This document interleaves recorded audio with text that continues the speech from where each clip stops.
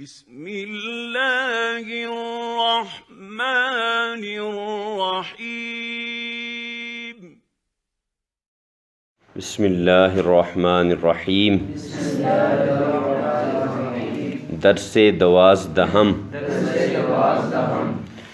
رقصیدن ناچنا رقصد مضارع رفتن جھاڑنا روبد مضارع رمیدن ڈر کر بھاگنا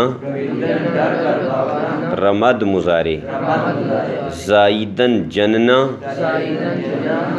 جننا زائد مضارع یہ جاننا غلط لکھا ہوا ہے. جاننا کا معنی ہوتا ہے کسی چیز کا علم آنا, ٹھیک ہے جی.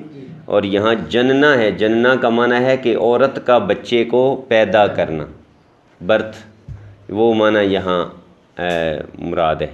زائدن جننا زائد مضارع زاریدن رونا زارد مضارع زیبیدن زیب دینا زیبت مضارع سائیدن پیسنا گھسنا ساید مضارع سپردن سپرد کرنا سپارد مضارع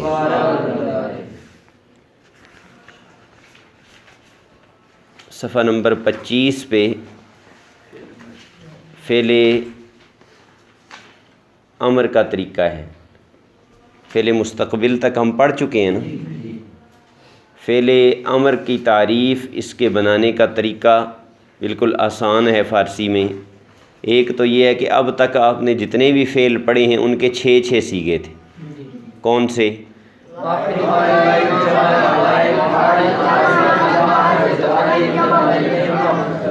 امر کے اور نہی کے صرف 2 صیغے ہوتے ہیں, واحد حاضر اور جمع حاضر, بس, ٹھیک ہے جی. فعل امر کی تعریف یہ ہے کہ یہ وہ فعل ہے جس میں کسی کام کے کرنے کا حکم یا درخواست پائی جائے. 2 لفظ استعمال کیے, حکم یا درخواست, کیونکہ بعض اوقات آپ اپنے سے چھوٹے کو کہتے ہیں تو وہ حکم ہوتا ہے, حکم دے رہے ہوتے ہیں آپ, اور بعض اوقات آپ بڑے سے کہہ رہے ہوتے ہیں تو وہ ریکویسٹ ہوتی ہے, درخواست ہوتی ہے. دونوں کو کہا امر ہی جاتا ہے, فعل امر.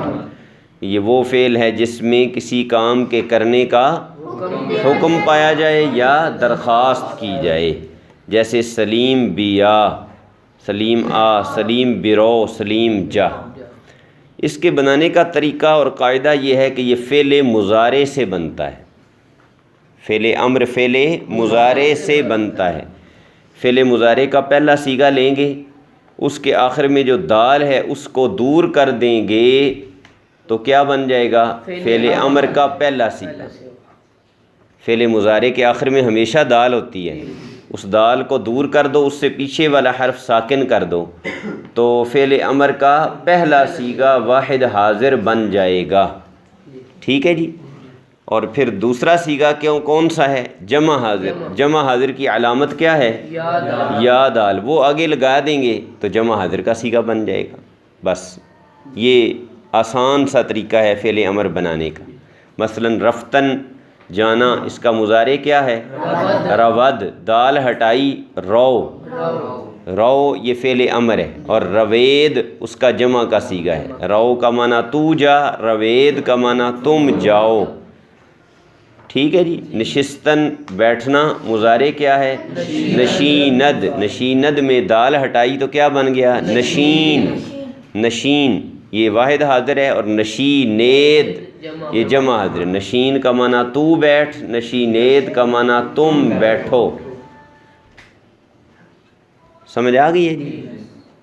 لیکن یہاں ایک ضروری بات ہے جو انہوں نے یہاں پر ذکر نہیں کی, اس کو سمجھنا ضروری ہے کہ فارسی زبان بولنے والوں کا یہ معمول ہے, عادت ہے ان کی کہ وہ فعل امر کے شروع میں ایک با کا اضافہ کرتے ہیں. با بہت کم ایسا ہوتا ہے کہ وہ فعل امر کو با کے بغیر استعمال کریں. ایک با لگاتے ہیں زائد, اس با کا کوئی ترجمہ نہیں ہوتا, صرف خوبصورتی کے لیے وہ لگاتے ہیں.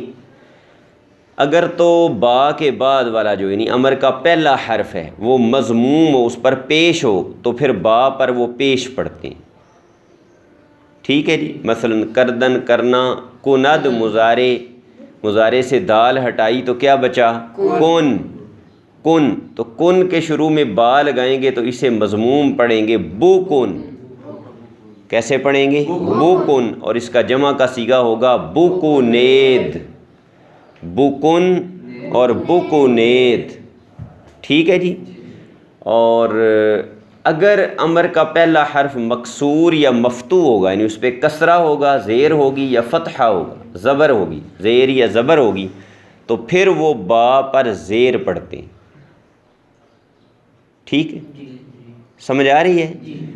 مثلا ابھی جو ہم نے پڑھا ہے نشستن، نشیند، تو امر کیا بنا؟ نشین، نشین، تو یہاں پہلے حرف نون پر کیا ہے؟ زبر ہے، نشین، تو بی نشین پڑھیں گے، کیسے پڑھیں گے؟ بی نشین، بی نشینید، اور پہلے کیا پڑھا تھا؟ بوکن اور بوکونید، کیونکہ وہاں پہلا حرف امر کا جو تھا وہ مضموم تھا، اس پر ضمہ تھا، پیش تھی، سمجھ آ گئی؟ اور اگر زیر ہو تو پھر بھی زیر ہی پڑھنی ہے، زیر ہو تو پھر بھی زیر ہی پڑھنی ہے۔ مثلا شکستن، توڑنا یا ٹوٹنا، شکند مضارع، شکند، تو یہاں پر جب دال ہٹائیں گے مضارع کی امر بنانے کے لیے تو شکن، شکن، شکن آئے گا جب، تو یہاں پہلا حرف امر کا کیا ہے؟ مکسور ہے، اس پہ زیر ہے، تو با جو لگے گی اس پر بھی کیا آئے گا؟ اس پر زیر آئے گی، بی شکن، بی شکن، یعنی دو صورتوں میں با پر زیر آنی ہے اور ایک صورت میں با پر پیش آنی ہے، زبر نہیں آئے گی اس با پر۔ یہ جو فعل امر کے شروع میں با لگتی ہے اس پر زبر نہیں ہے، اور اصل میں اس پر جو زبر نہیں لگاتے وہ اس کی ایک وجہ ہے، وجہ یہ ہے کہ ایک آپ نے با دوسری بھی پڑھی ہے جو حروف جارہ میں سے، وہ اس پر زبر ہوتی ہے، بمسجد ہم کہتے ہیں، با بازار، با خانہ، ٹھیک ہے، تو اس پہ انہوں نے کہا کہ پھر زبر نہ آئے، یا ضمہ آئے، پیش آئے، اور یا زیر آئے، تاکہ دونوں میں فرق ہو جائے۔ تو امر کے شروع میں جو با لگتی ہے اس کا قاعدہ کیا ہے؟ امر کے شروع میں آنے والی با کا قاعدہ یہ ہے کہ اگر امر کا پہلا حرف مضموم ہو تو با پر ضمہ آتا ہے، پیش آتی ہے، اور اگر امر کا پہلا حرف مکسور یا مفتوح ہو تو پھر با پر بھی کسرہ یعنی زیر رہتی ہے۔ تینوں کی مثالیں دے دی ہیں، بوکن، بینشین اور بشکن، بوکن، بینشین اور بشکن۔ بوکن میں با مضموم ہے اور بینشین اور بشکن میں با مکسور ہے، اس پہ کسرہ آیا ہے۔